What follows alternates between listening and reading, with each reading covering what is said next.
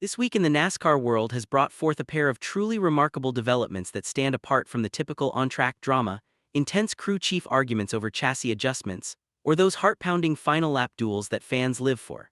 These are the kind of stories that make you pause, reflect deeply, and realize they could fundamentally alter the trajectory of the entire season ahead. Two entirely separate situations are unfolding at once, each carrying heavy consequences that will ripple through the sport for weeks and months to come. The first revolves around a talented and determined driver who is doing everything in his power to get back into the race car, yet his body simply won't allow it right now, no matter how desperately he wants to compete. The second is far more grave, involving NASCAR's top officials stepping in with firm, uncompromising authority to draw a hard line.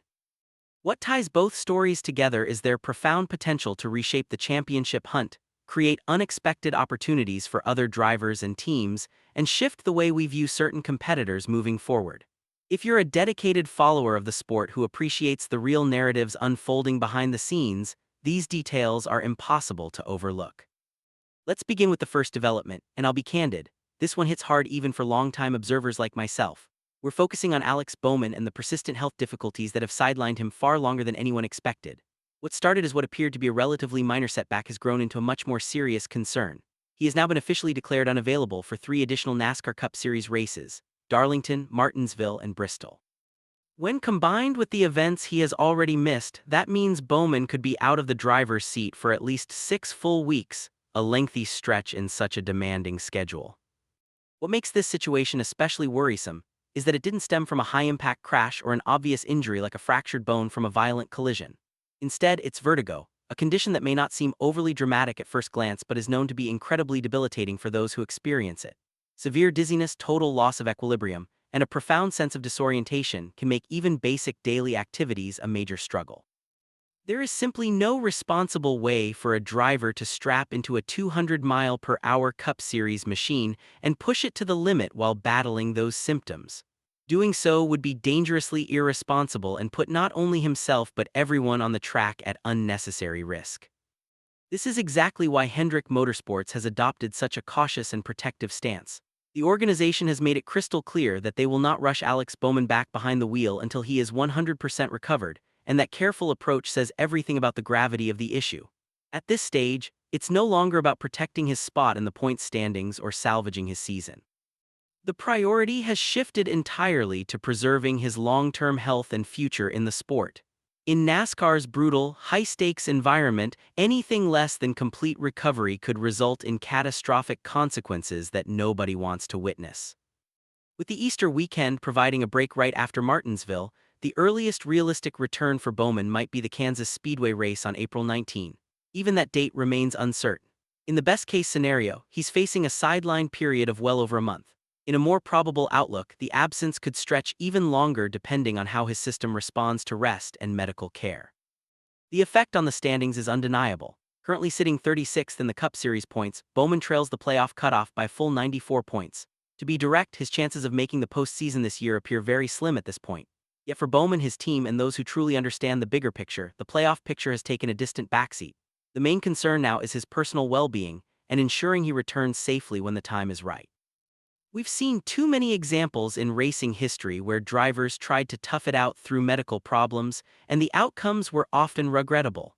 Vertigo is one of those invisible challenges where even a slight remaining symptom could turn an ordinary lap into a hazardous situation. As difficult as it is to see the iconic number 48 car without its regular driver, especially for a powerhouse organization like Hendrick with its rich championship history, everyone agrees it's far better to grant him all the time necessary to heal fully rather than risk a far more damaging outcome. That said, his absence creates a clear gap within the team and presents real hurdles as they work to maintain their competitive edge. You can't help but empathize with Bowman on a human level. You know how much he aches to be out there every weekend, battling at the front of the pack the way he always has. Just when you begin processing the emotional weight of that challenge, the second story shifts the conversation in a sharply different and unexpected direction. This one has shocked many because it has nothing to do with injuries or physical limitations. Instead, it centers squarely on accountability, repercussions, and the professional standards NASCAR demands from its participants in the current era. Daniel Dye has been handed an indefinite suspension by NASCAR. That's correct, indefinite, with no set timeline for his return. The trigger was a series of comments he made during a live streaming broadcast while opening collectible trading cards. In that session, he recounted an incident involving IndyCar driver David Malukas and employed language that NASCAR determined crossed a clear boundary. It was judged to violate Section 4.3c of the rulebook, which specifically bans public statements that demonstrate disrespect or target individuals on the basis of race, gender, religion, or other protected traits. Following a thorough examination, NASCAR responded swiftly and without hesitation by imposing the immediate indefinite suspension. There is no automatic path back. Dye must successfully finish sensitivity training before he can even petition for reinstatement. His team at CW Racing moved just as quickly, suspending him the instant they became aware of the situation and fully backing NASCAR's call. In a single decisive action, his racing activities were brought to an abrupt stop. On the competitive front, this directly affects the upcoming Truck Series race at Darlington. CW Racing has already announced AJ Allmendinger as the replacement driver, which represents a significant boost to the field.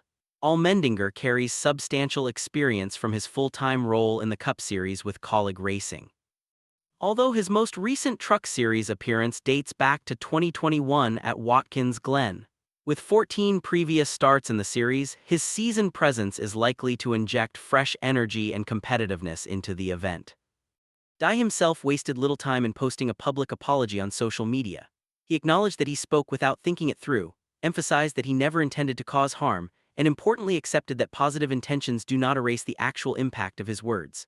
As is common in these situations, fan reactions have been divided, with passionate arguments on both sides regarding both the apology and the severity of the penalty. Whatever individual opinions may be, NASCAR has delivered a clear and forceful message that such language and conduct will not be accepted. In terms of his on-track progress this season, Daniel Dye sits 13th in the Truck Series standings, 88 points behind the current leader, Chandler Smith. Since debuting in the series in 2023, he has accumulated 49 starts, 2 top 5 finishes, 10 top 10 results, and 1 pole position. He has also been gaining valuable seat time in the ARCA Menards Series, with full-time plans there in 2025 for Colleague Racing and additional runs this year with AM Racing. In essence, this is a young driver still striving to carve out his place and advance up the ranks, and now his rising momentum has been paused indefinitely.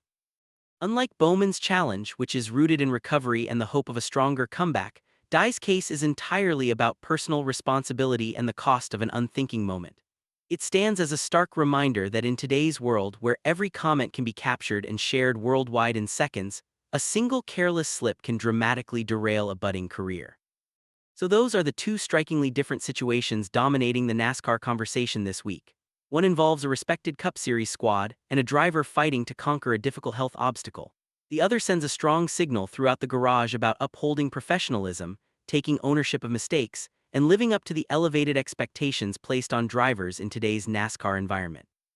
As fans who care about the sport, we'll all be paying close attention to how these stories evolve in the days and weeks ahead. Will Alex Bowman achieve a complete recovery and reclaim his competitive edge? Will Daniel Dye complete the necessary steps and earn his way back into competition?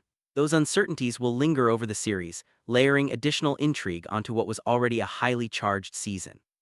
What continues to make NASCAR so compelling goes well beyond the raw speed and thunderous action on the pavement. It's also these deeply human elements, the personal battles, the difficult decisions, the unexpected obstacles, and the potential roads to redemption that unfold away from the roar of the engines. I'm genuinely interested in hearing your perspective. How do you view the way NASCAR and the involved teams have managed these two very distinct cases?